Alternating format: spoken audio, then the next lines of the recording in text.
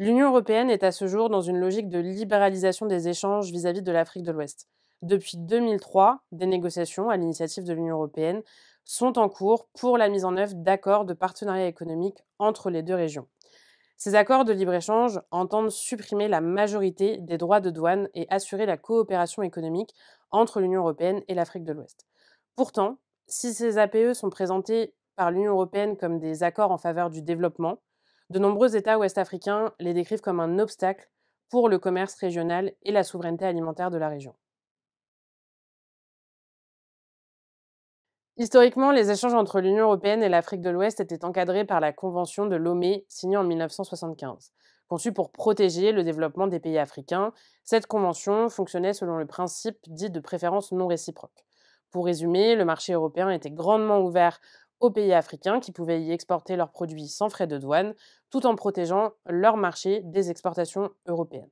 Mais soutenus entre autres par l'Union européenne et l'Organisation mondiale du commerce, ces accords ont finalement été remis en cause pour libéraliser les échanges avec l'Afrique. C'est ce qui a abouti, en l'an 2000, aux accords de Cotonou, qui visaient officiellement à intégrer progressivement les pays africains dans l'économie mondiale. Et quoi de mieux qu'un accord de libre-échange pour ce faire? C'est le début de la longue histoire des accords de partenariat économique entre l'Union européenne et l'Afrique de l'Ouest. Débuté en 2003, les accords de négociation entre l'Union européenne et l'Afrique de l'Ouest ont abouti à un accord en 2014. Ratifié par l'ensemble des pays membres de l'Union européenne, cet accord est en l'état toujours refusé par plusieurs pays ouest-africains. À ce jour, aucun accord n'est donc entré en vigueur entre les deux régions, une situation qui s'explique par le déséquilibre fondamental sur lequel repose cet accord et qui a conduit l'Union européenne à engager des négociations bilatérales avec le Ghana et la Côte d'Ivoire. Une démarche qui va complètement à l'encontre de la dynamique d'intégration régionale et en créant une superposition de régimes commerciaux. Pour faire court, de mettre en concurrence l'une des zones les plus pauvres avec l'une des zones les plus riches de la planète sans tenir compte des disparités économiques. Cet APE impliquerait par exemple une perte nette de recettes fiscales pour les pays ouest-africains du fait de la suppression de la majorité de leurs droits de douane. Au-delà des enjeux financiers, ce que de nombreux États reprochent à cet accord, c'est le risque qu'il fera courir sur les filières agricoles locales.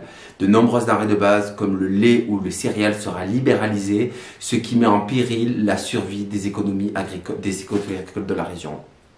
Enfin, l'accord dispose de nombreuses clauses obligeant les États africains à privatiser dans le futur certains pans de leur économie. C'est le cas notamment de la clause semences qui stipule que les réglementations semencières africaines devront évoluer pour satisfaire les critères de l'industrie européenne. Ce principe de créer ces conditions de travailler ensemble sur ce modèle ne pourra pas se passer en Afrique pour plusieurs raisons. La première raison, c'est que nous sommes au début de la construction de nos marchés. La deuxième raison, nous n'avons pas les mêmes armes. Pour aller en guerre, il faut avoir les mêmes armes au même niveau.